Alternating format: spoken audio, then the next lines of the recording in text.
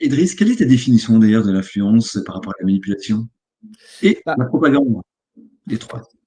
ouais, alors, ma définition de l'influence, typiquement, c'était de faire en sorte que, avant même d'avoir ouvert la bouche, la personne soit d'accord avec moi, tu vois. C'était de faire en sorte que les catégories que je vais utiliser, ou idéalement les mots, tu vois, si en plus tu arrives à infecter la personne avec tes mots, avec ta vision du monde. Mais moi, j'ai appris l'influence. Alors, c'est vrai j'ai évidemment une expérience très inférieure à la tienne là-dedans, mais j'ai appris l'influence d'abord à l'échelle macro. Donc, pourtant, j'ai fait de la psycho, mais c'est d'abord par la géopolitique que je l'ai appris.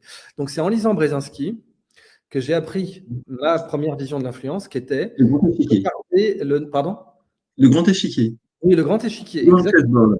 Ouais, The Grand Chessboard, qui est vraiment très bien écrit, très simple, n'importe qui peut le lire, et où en fait il y a un chapitre, je ne sais plus lequel, où Brzezinski dit: vous avez tant de pays qui pensent comme nous.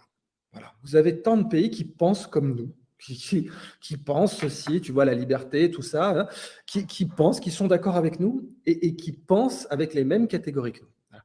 Et ça y est. Ça fait.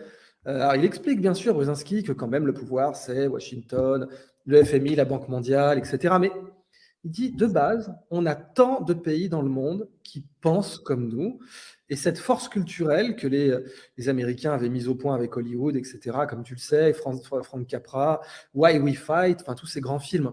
Et puis même, rappelons-nous, tiens, un exemple d'influence qui m'a toujours frappé, Blanche-Neige et les Sept Nains a fait chialer Hitler. Si c'est pas un truc magnifique, ça, quand même. Bon, parce qu'après tout, Blanche-Neige et les Sept Nains, si je me gourre pas, c'est les frères Grimm, ou en tout cas, c'est le folklore germanique. Donc, c'était très, très présent dans l'inconscient populaire. Peut-être même que la mère d'Hitler le lui avait lu quand il était petit, je sais pas, mais c'est profondément ancré dans l'identité pan-germanique d'Hitler. Et Blanche-Neige et les Sept Nains, qui était comme chacun sait, le premier long métrage d'animation, donc c'était un énorme pari des studios Disney. Ils ont failli être en banqueroute à cause de ça. Et Hitler a dessiné des nains, parce qu'il savait très bien dessiner, comme tu le sais. Et il y a même un conservateur qui prétend avoir certains des dessins d'Hitler. C'est en Norvège. Ça a fait toute une controverse, parce que c'est le conservateur d'un musée qui a dit, ça a été authentifié. Il y a je crois que c'est 2 sur 3 enfin, curateurs spécialisés historiques qui ont dit, ah, ça ressemble bien à du travail d'Hitler, qu'aurait dessiné les 7 nains. Et c'est présent dans un musée. Ça reste un peu controversé. Tu as 2-3 conservateurs qui ont dit que non, mais il y en a 2-3 aussi qui ont dit que oui.